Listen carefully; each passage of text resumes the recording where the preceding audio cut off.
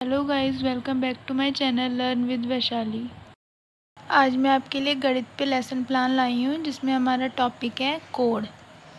तो आइए शुरू करते हैं।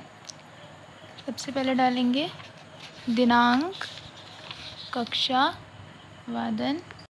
आज मैं आपके लिए गणित विषय पे लेसन प्लान बना के लाई हूँ जिसमें उपविषय है रेखा गणित और टॉपिक हमारा कोड एंगल्स। तो आइए शुरू करते हैं। दिनांक कक्षा 7, वादन विषय गणित, उपविषय रेखा गणित और समयावधि 30 मिनट। प्रकरण है कोड। सामान्य उद्देश्य लिखेंगे, छात्रों में गणित विषय के प्रति रुचि जागृत करना, छात्रों में तार्किक एवं मानसिक शक्तियों का विकास करना, छात्रों को दैनिक जीवन में गणित की उपयोगिता बताना, छात्रों को गणित के नियमों व शर्तों से परिचित कराना, छात्रों को गणित के तथ्यों की जानकारी देते हुए बौद्धिक क्षमता का विकास करना, छात्रों में समयानुसार प्रश्न हल करने की क्षमता का विकास करना। नेक्स्ट आता है विशिष्ट उद्देश्य। ज्ञानात्मक उद्देश्य में लिखेंगे कि छात्र छात्राएं विभिन्न कोणों के विषय में ज्ञान प्राप्त कर सकेंगे।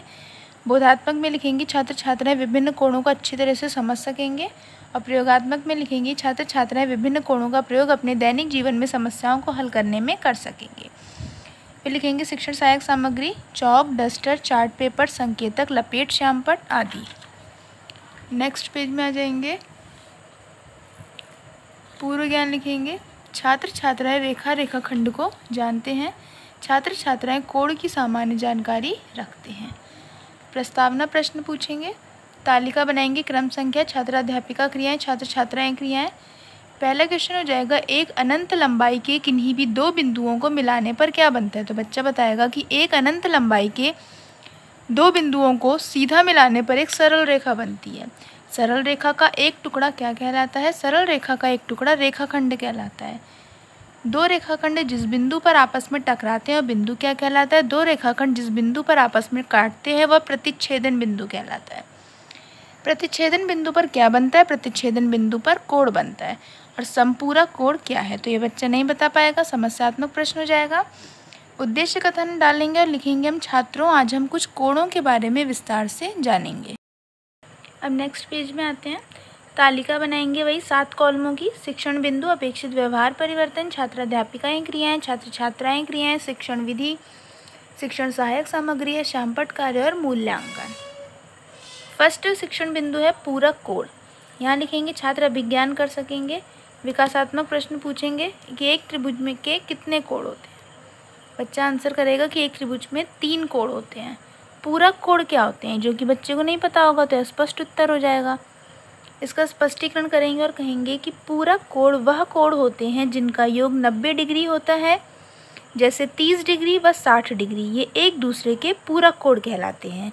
तथा 50 डिग्री तथा 40 डिग्री भी एक दूसरे के पूरक कोण कहलाते हैं। अर्थात जिन कोणों का योग 90 डिग्री हो तो वह कोण पूरक कोण कहलाता है। इस प्रकार एंगल ए व एंगल बी पूरक हैं यदि angle A plus angle B बराबर 90 डिग्री। उदाहरण देखेंगे, 40 डिग्री प्लस 50 डिग्री पूरक कोण है क्योंकि 40 डिग्री प्लस 50 डिग्री बराबर 90, मतलब 40-50 का योग 90 आता है, इसलिए दोनों क्या है? पूरक कोण है। यहाँ 40 डिग्री पूरक है 50 डिग्री का और 50 डिग्री पूरक है 40 डिग्री का। अब नेक्स्ट पेज में देखिए, यहाँ पे प्रश्नोत्तर विधि सामने डालेंगे। व्याख्यान किया यहाँ पर तो व्याख्यान विधि डाली, यहाँ पे प्रदर्शन किया तो प्रदर्शन विधि। अब शिक्षण सहायक सामग्री श्यामपट्ट कार्य में हमने चार्ट यूज़ किया तो चार्ट पेस्ट करेंगे, या ब्लैक बोर्ड किया तो ब्लैक बोर्ड। हमने जैसे चार्ट के थ्रू बताया बच्चों को, तो हमने यहाँ पूरा कोण का चार्ट बनाया। एंगल ए व एंगल बी पूरक हैं यदि angle A plus angle B बराबर 90 डिग्री। एंगल ए हमने लिया 40 डिग्री का और एंगल बी है 50 डिग्री, तो इन दोनों को ऐड किया और हो गया 90 डिग्री, मतलब ये पूरक कोण है। अब इसमें से एक या दो क्वेश्चन पूछेंगे जो कि मूल्यांकन में लिखेंगे। पूरक कोणों का योग कितना होता है? तो पूरक कोणों का योग 90 डिग्री होता है। 30 व 60 डिग्री कौन से कोण हैं? तो 30 और 60 बच्चा जोड़ लेगा, 90 डिग्री आ रहा होगा तो बता देगा कि ये पूरक कोण है। अब नेक्स्ट पेज में आते हैं। नेक्स्ट शिक्षण बिंदु है संपूरक कोण। छात्र प्रत्यास्मरण कर सकेंगे। विकासात्मक प्रश्न पूछेंगे कि समकोण किसे कहते हैं, तो बच्चा बताएगा जिसमें 90 डिग्री का कोण हो। संपूरक कोण किसे कहते हैं? अस्पष्ट उत्तर। स्पष्टीकरण में लिखेंगे कि वह कोण जिनका योग 180 डिग्री होता है तो वह कोण एक दूसरे के संपूरक कोण कहलाते हैं। इस प्रकार एंगल ए व एंगल बी समपूरक कोण हैं यदि angle A plus angle B बराबर 180 डिग्री।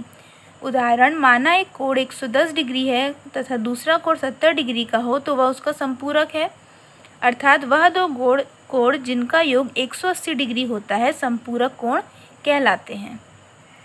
यहाँ पे लिख देंगे। छात्र छात्राएं ध्यानपूर्वक सुनेंगे तथा श्यामपट्ट कार्य को कॉपी में नोट करेंगे। प्रश्नोत्तर विधि, प्रदर्शन विधि, व्याख्यान विधि।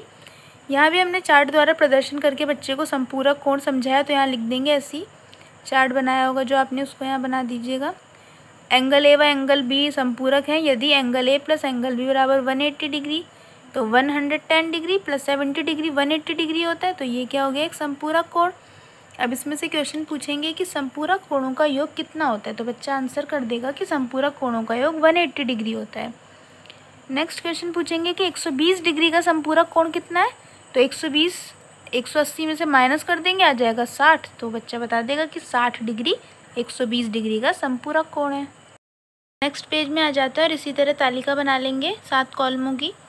थर्ड शिक्षण बिंदु हमने लिया सम्मुख कोण। छात्र प्रत्यास्मरण कर सकेंगे। विकासात्मक प्रश्न पूछे कि दो सरल रेखाएं आपस में कितनी बार काटती हैं, तो दो सरल रेखाओं को केवल एक बार काटा जाता है। सम्मुख कोण किसे कहते हैं, जो बच्चा आंसर नहीं दे पाएगा। फिर स्पष्टीकरण करेंगे कि सम्मुख कोण को शीर्षाभिमुख कोण भी कहते हैं।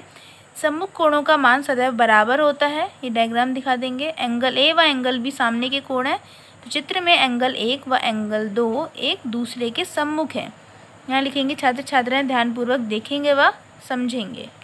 प्रश्नोत्तर विधि, व्याख्यान विधि और पुनः प्रदर्शन विधि। तो प्रदर्शन हमने यहाँ पे किया सम्मुख कोण का भी, इस तरह से बना दिया। तो 1 और 2 एक दूसरे के बराबर है सम्मुख कोण, और 4 और 3 एक दूसरे के बराबर है सम्मुख कोण।